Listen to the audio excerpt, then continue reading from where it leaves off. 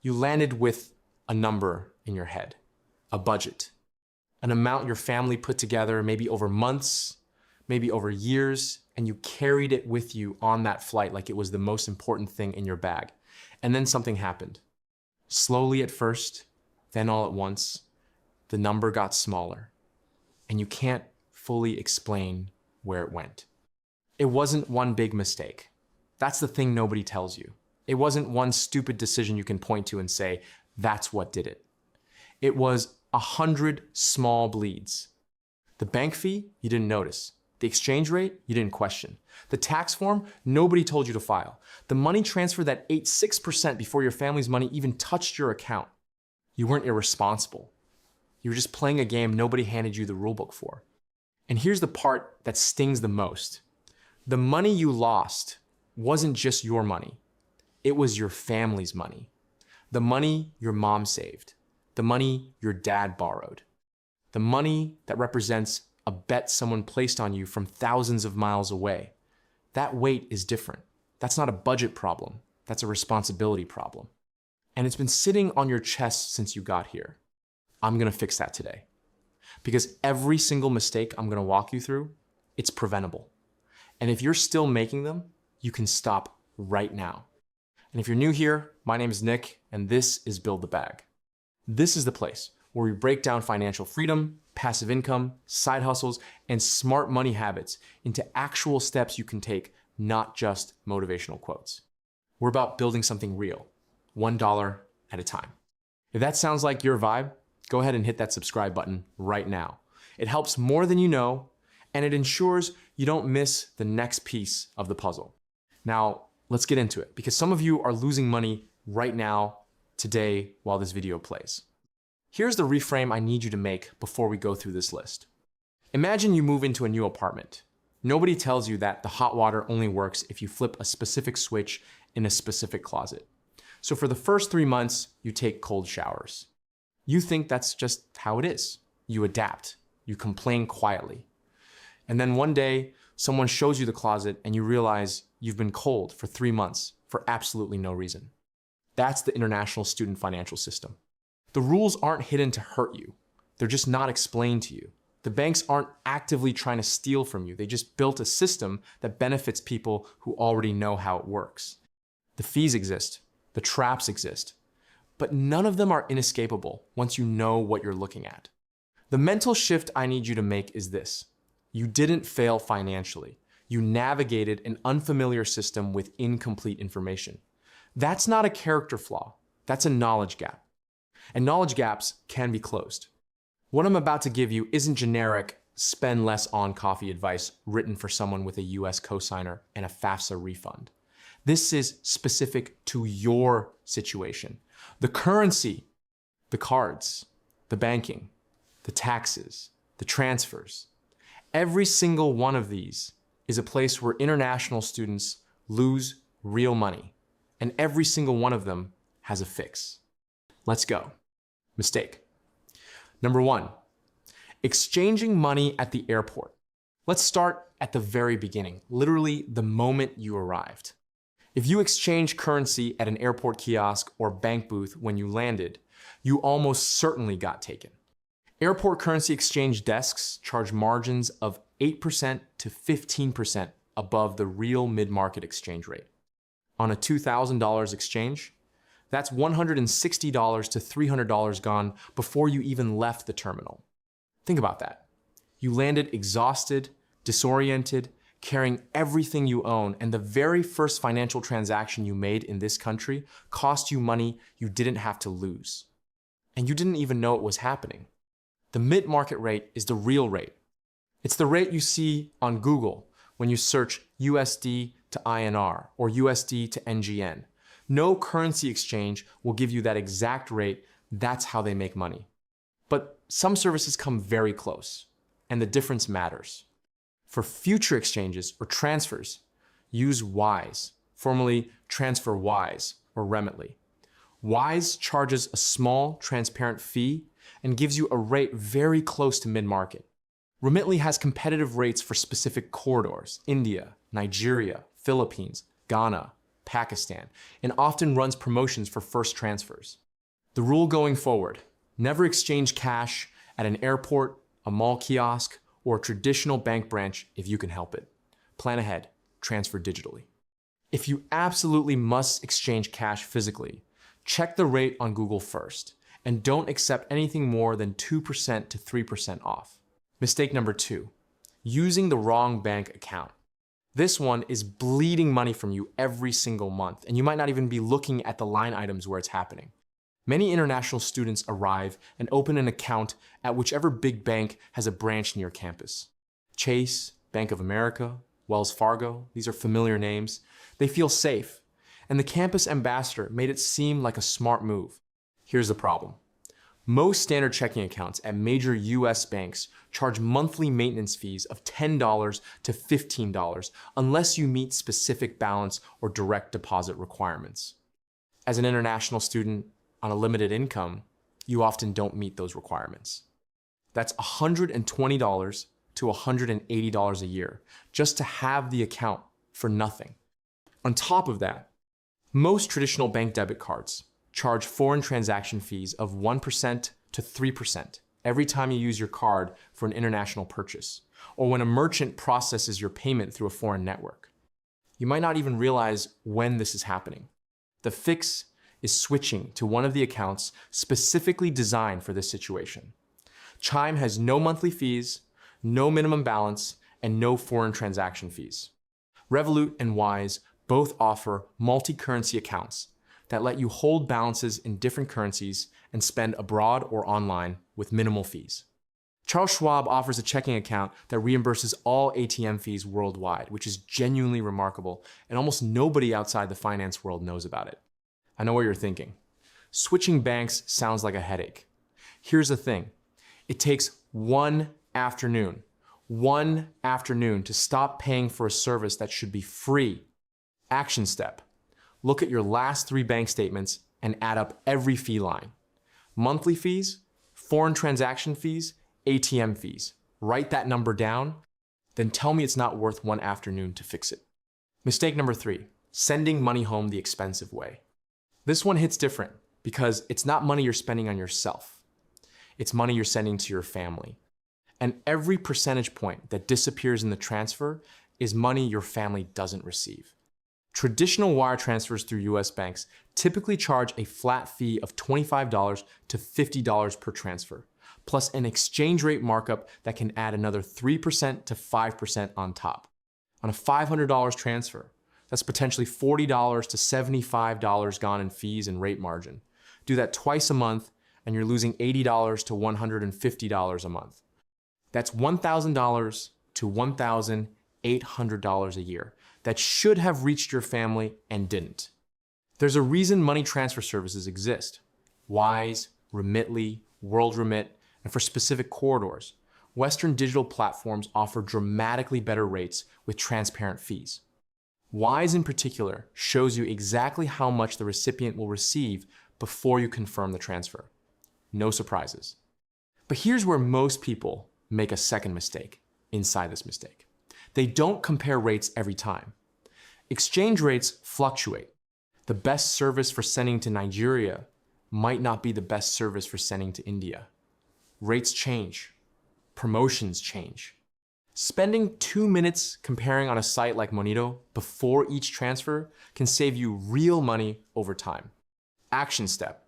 The next time you need to send money home, open Wise, Remitly, and Monito in 3 browser tabs before you do anything. Compare. Send through the best rate. Make this your habit. But this next one? This one makes people genuinely upset when they find out because it's money that was theirs all along and they just never collected it.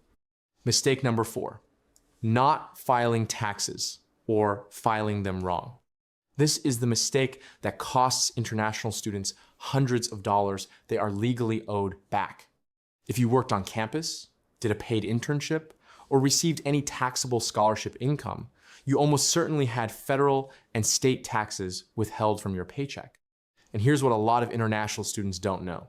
Depending on your country of origin, the US has a tax treaty that may reduce or eliminate the amount of tax you owe. Many students are owed a refund they never claim simply because nobody told them to file. F1 and J1 visa holders are considered non-resident aliens for tax purposes for the first 5 calendar years in the US. This matters because non-resident aliens file a different form, the 1040NR, not the standard 1040 that American students file. If you use TurboTax or H&R Block, which are designed for US residents, you may have filed the wrong form entirely. This can cause problems, and it means you may have missed treaty benefits you were entitled to. The tool built for international students is Sprintax. It's affordable, usually $30 to $50, and it's designed specifically for non-resident alien tax filing. It knows the treaty rules. It knows the 1040NR. It catches the things that general tax software misses. The average tax refund for an international student who files correctly is anywhere from $150 to $800 depending on income and country of origin. That's not a rounding error. That's money sitting in a government account with your name on it. And here's the gut punch. The IRS has a statute of limitations. If you don't claim a refund within 3 years of the filing deadline, it's gone. Every year you don't file or file wrong is potentially money that expires. Action step. Go to sprintax.com. Even if you're not sure you're owed anything, run your information through it. The worst case is you find out you don't have a refund. The best case is you find a check you didn't know was waiting for you. If you're finding this valuable, here's a quick ask. This channel is all about helping you build real financial knowledge and real money habits, regardless of where you started or what country you came from. If you want to keep building with us, smash that like button and subscribe. It really helps the channel grow, and it lets YouTube know you're serious about getting your money right. All right, back to it, because I've got 2 more. And one of them is something almost nobody talks about. Mistake number 5, no credit history and not starting to build it. Here's the long game mistake, the one that doesn't hurt you this semester, but will hurt you in year 2, year 3, and after graduation. The US financial system runs on credit scores. Renting an apartment, getting a car loan, qualifying for certain jobs, even some phone plans. Your credit score is your financial reputation in this country, and as an international student, you arrive with 0, not bad credit, not thin credit, literally no file. You don't exist in the credit system yet. Most international students don't think about this because they're focused on surviving the present. Understandable. But the students who start building credit in year 1 of their program are in a completely different financial position by graduation than the ones who don't. And the gap closes fast if you start or widens permanently if you wait. The challenge is that getting a traditional credit card requires a social security number and US credit history, which you don't have yet. This is the classic trap. You need credit to get credit. But there are real ways around it. The Deserve EDU card is specifically designed for international students. It doesn't require a SSN to apply and uses alternative data to evaluate creditworthiness. The Nova Credit platform works with credit bureaus in India, Mexico, Canada, and several other countries to translate your home country credit history into a US equivalent report that some lenders will accept. Some credit unions offer secured credit cards to international students where you deposit a small amount as collateral, get a card with that limit, use it for small purchases, and pay it off every month. Your credit score builds. The deposit comes back after a year or so. You don't need to spend more money to build credit. You need to run your existing spending, groceries, subscriptions, anything you're already buying through a credit card, then pay it off in full every month.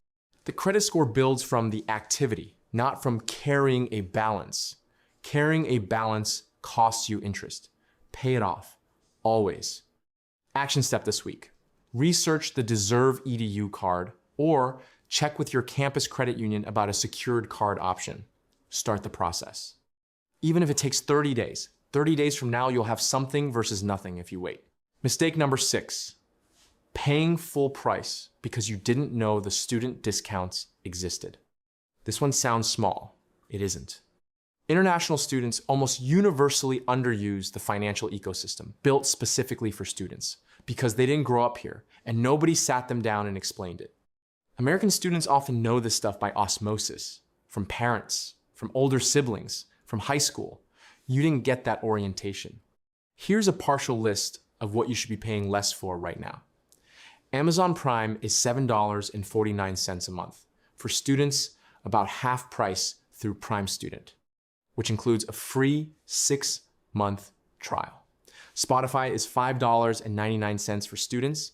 Apple Music is $5.99. Microsoft Office through your university is often completely free.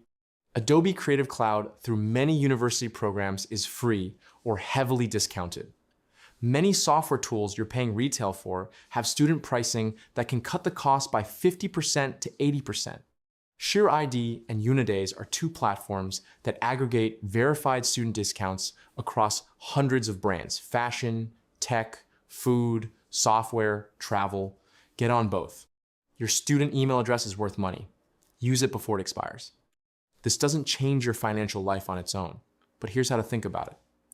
Every dollar you save on something you were going to buy anyway is a dollar that stays in your account. Compounded across a year, students who actively use their discounts can save $300 to $600 annually on subscriptions and software they were already using. That's real. Action step today. Spend 20 minutes on Unidays. Sign up with your university email. Go through the categories. Find the discounts that apply to things you're already paying for. Switch them over. This is the lowest effort item on this entire list, and you can do it before this video ends. The rules. You've got the mistakes. You've got the fixes. Now, I need to give you 3 rules because information alone doesn't change behavior. These are the 3 things that determine whether you actually act on this or whether you close the tab and forget you watched it. Rule number 1, name every fee before you accept it. From this point forward, before you complete any financial transaction, a bank transfer, a currency exchange, a wire, a card payment, you ask one question: what is this costing me? Not roughly, exactly. Most financial platforms will show you the fee if you look for it. Most people don't look. The fees survive on inattention. Stop giving them your inattention. Rule number 2, your student email is a financial asset. Treat it like one. You have access to a verification system that unlocks hundreds of dollars of discounts. That email address has a shelf life. It expires when you graduate or when your enrollment status changes. Use it aggressively while you have it. Every month you delay is a month of savings you don't get back. Rule number 3, don't let shame keep you financially stuck. This is the one that actually matters most. A lot of international students don't ask for help, financial help, advice, clarity, because they came here carrying expectations from their families, from their communities, from themselves. Asking, how does this work, feels like admitting you don't belong here. But here's the reality. The students who ask questions, who go to the financial aid office, who Google the thing they're confused about instead of hoping it works itself out, those students keep more of their money. The shame doesn't protect your bank account. Information does. Nobody was born knowing how a FICO score works. Nobody instinctively knows the difference between a 1040 and a 1040 NR. This is learned knowledge. You're learning it right now. That's what this is. Let's bring this home.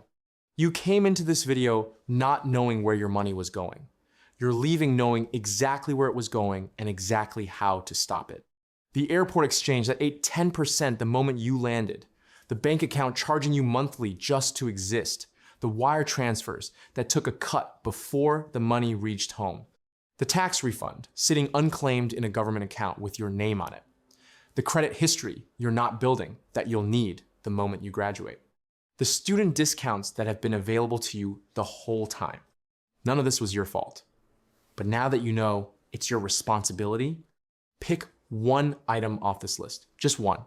Do it this week. Not this month. This week. Fix the bank account. File with Sprintax. Sign up on Unidays. Apply for the Deserve EDU card. One move. That's it. Because the students who win financially aren't the ones who know the most. They're the ones who act first. I want to hear from you in the comments. Which mistake on this list did you make? or are currently still making. Be honest, you're not alone. And if you've already fixed one of these, tell me which one and what it saved you. That's the comment that actually helps someone else watching this right now. And if you want to keep building with us, hit that subscribe button right now. We drop videos every week on financial freedom, passive income, and smart money habits, real information for real people navigating real situations. Join the community. We'll see you in the next one.